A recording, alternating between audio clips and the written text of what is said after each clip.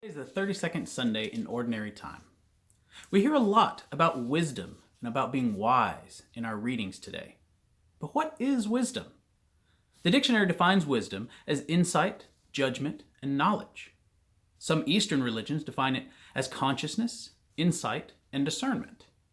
The book of Proverbs describes wisdom as fear of the Lord. And the Apostle James describes wisdom as being from above, as pure, peaceable, gentle, compliant, full of mercy and good fruit.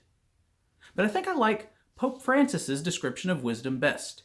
He describes wisdom as seeing with God's eyes, listening with God's ears, loving with God's heart, judging things with God's judgment. And I'm glad that we're talking about wisdom in the readings today, because today is my mother's birthday, and I've always thought of her as very wise.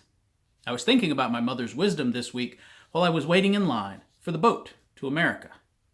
I'm always on the verge of a four-alarm freakout when I'm on line for the boat to America.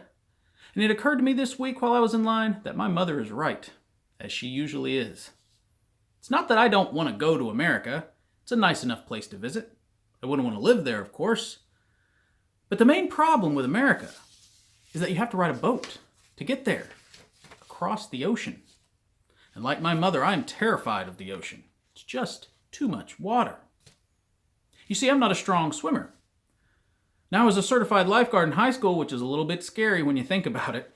It was a minor miracle that I didn't drown during the qualifications. I definitely felt like I was going to drown the whole time. And I suppose if I end up in the water out there in the ocean, that I'll pray for another miracle that I make it to shore. But it has always seemed to me that the wiser choice would have been to stay on shore to begin with. But every time that I ride the boat to America, about halfway across, when we are good and out there in the middle of all the water, and all you can see is water and sky, that's when it hits me. Every time. It hits me that this is out of my control. And it is going to be okay. It doesn't mean that we aren't going to hit an iceberg, or a submarine, or a whale. It doesn't mean that we won't have some catastrophe of some sort and have to abandon ship. It doesn't mean we won't run afoul of pirates. It just means that I am not in control of what happens. It just means that I can let God be in control. It means that I can stop trying to control what happens next and just exist for a moment. Exist without thought or concern for all the past poor decision making that has put me on this boat, and without worry and fret and anxiety of what the future on this boat holds.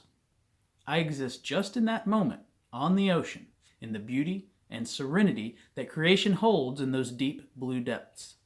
The currents and the convection cycle, the tides and the intricate ecosystems existing and thriving above and below the waves, the immensity of the sky, stretching out until it meets the immensity of the water. This is what God saw when he looked at his creation. This is what God calls good in Genesis chapter 1, verse 10. And he is right. You see, for me, it's a moment of bliss in the midst of the sea, a moment of seeing God's creation as God sees it, beautiful and good. This is seeing with God's eyes. This is wisdom. Now, some people, including my mother, would say that scaring yourself half to death on a boat ride is not the preferred method for seeking wisdom. They're probably right about that. There are other ways to seek wisdom. And there are other things that we can see with God's eyes. We're called to see each other with God's eyes. And again, we have to see the other person in that moment, without thought of all the past decision making that has put the two of us together, without fret and anxiety about what the future holds. We have to see the person for who they are in this moment. A beautiful creation of the Most High, worthy of love and compassion and dignity. We have to see them as God sees them, as something good, as something valuable. This is wisdom. To seek to take our notions and understandings out of our judgments and estimations of our fellow humans, to seek to be with them in this moment, to see them as they truly are in God's eyes, to hear them in this moment as God hears them, to love them in this moment as God loves them. To seek to understand and love our neighbors as God loves and understands them. Beautiful creations, creations that God looks at and pronounces good. This is wisdom. And our first reading says she will come to those who seek her. And to seek wisdom in this way, to seek to experience and understand others the way that God experiences and understands them, we have to relinquish control of our heart. We have to relinquish control of our ears. We have to relinquish control of our eyes. We have to relinquish control of our judgments. When we realize that we are not in control and allow God to be in control, when we can let go of the past and let go of the future, when we can just exist in the moment with God in control, it is in these moments that we can achieve insight, that we can recognize good judgment, that we can understand knowledge, that we can experience discernment, that we can experience the wisdom described by James as coming from heaven. We can see with God's eyes, we can hear with God's ears, we can love with God's love.